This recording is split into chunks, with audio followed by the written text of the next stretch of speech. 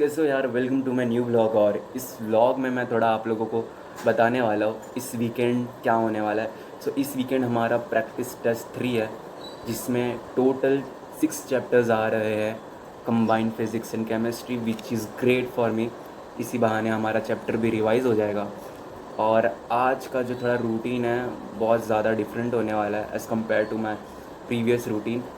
आज हम सिर्फ लेक्चर करने वाले हैं, क्योंकि कुछ एक्स्ट्रा लेक्चर्स ले लिया गया है।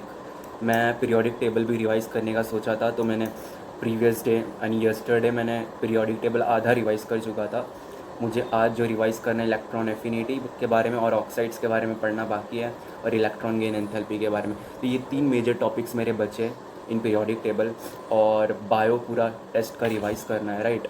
सो आज का रूटीन जनरली नॉर्मली होगा। और एक खुशी की बात यह है कि हमारी मम्मी और बड़ी मम्मी गांव से आ चुकी है, प्लस हमारी दादी भी काफ़ी दिनों बाद आ चुकी है।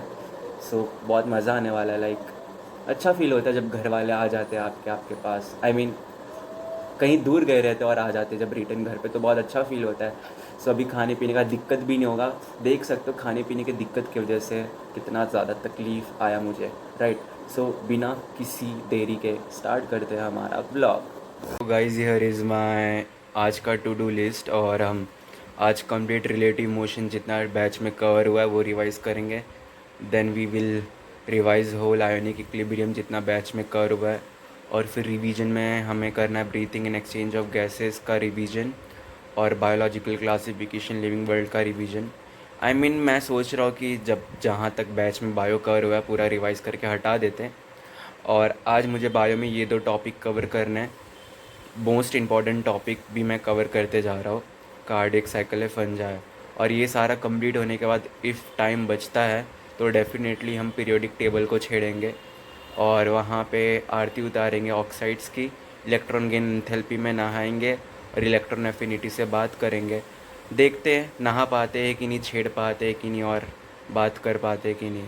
कर लेंगे तो बढ़िया होगा। आई एम सॉरी, बहुत ज़्यादा फ़नी वे में मैं बोल दिया, बट ऑल राइट। अभी मिलते हैं आयोनिक इक्विलिब्रियम करने के बाद, क्योंकि मैं दोपहर के वक्त फ़िज़िकल केमिस्ट्री मोस्टली करना प्रीफर करता हूँ गाइस। भाई मैं सच में मूर्ख इंसान हूँ भाई, कसम से। मैं अभी तक खाना नहीं खाया और मैं भाई पढ़ने बैठा हुआ हूँ। सी दिस ब्यूटीफुल दिमाग। अभी हम खाना खाएंगे, खाना खा के पढ़ाई करेंगे, ओके, और दबा के पढ़ेंगे। पता नहीं ऐसा क्यों हो रहा है, बहुत ज़्यादा बॉडी पेन हो रहा है, कोल्ड जैसा फील हो रहा है, बट ऑल राइट। पेन में पढ़ने का अलग ही मज़ा होता है गाइस। खाना खा के मिलता है। सो गाइस अभी हम फटाफट खाना खा के पढ़ेंगे। थोड़ा सर्दी है ना इसलिए।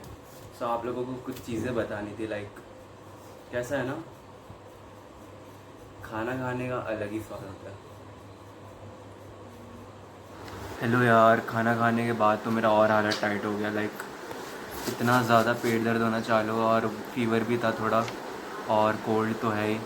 तो ठीक है, मैंने फिर अपना केमिस्ट्री का आयोनिक इक्विलिब्रियम के सारे लेक्चर्स लिए, और सर ने आज जे मेंस के क्वेश्चंस कराया बहुत सारे 2025 के।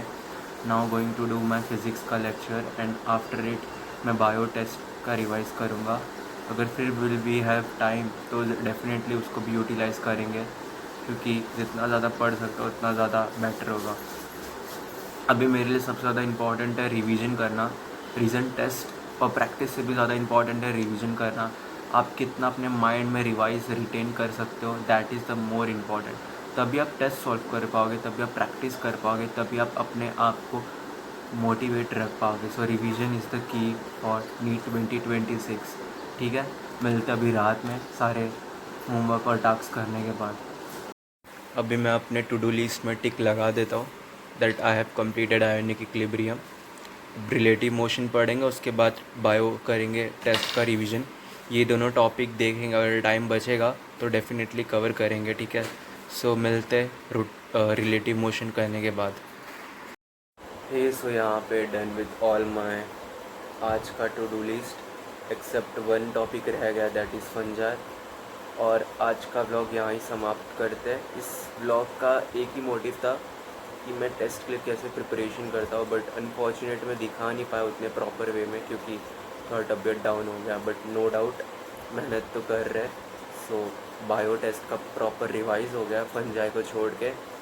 बची बात केमिस्ट्री की, सोल्यूशन, थर्मोडायनामिक्स और केमिकल इक्विलिब्रियम, तीनों मैंने रिवाइज करके रखा है। तो मैं रिवीजन इस वे में करूँगा सो दैट वो चैप्टर बहुत जल्दी रिवाइज हो जाए। तो मैं उसके लिए क्या करने वाला हूँ, मेरे जो टीपीपी के रॉन्ग क्वेश्चंस हैं उनको लगाऊंगा, फिर क्लास नोट्स के ऐसे क्वेश्चंस जो भाई ब्रेनस्टॉर्मिंग वाले क्वेश्चंस हैं उनको लगाऊंगा। एंड सर ने जितने भी पीवाईक्यूज़ और एमपीक्यूज़ होमवर्क दिए है उन्हें सॉल्व करूँगा। That is my main things to do in physical chemistry for the test. और बात करूँ फिज़िक्स की, तो फिज़िक्स भाई ओनली क्लास नोट्स और कुछ नहीं, ना पीवाईक्यू, ना असाइनमेंट, ना DPP, only class notes, only class notes. क्योंकि मैं देखना चाहता हूँ सिर्फ क्लास नोट्स करने से मेरा फ़िज़िक्स में स्कोर कितना इम्प्रूव होता है। क्योंकि इसके पहले मेरा फ़िज़िक्स का अप्रोच यही था, just theory, DPP and assignment. ठीक है, तो समाप्त करते अपना यहाँ पे हम ब्लॉग और मिलते हैं आपको नेक्स्ट ब्लॉग में। तब तक के लिए ओके बाय।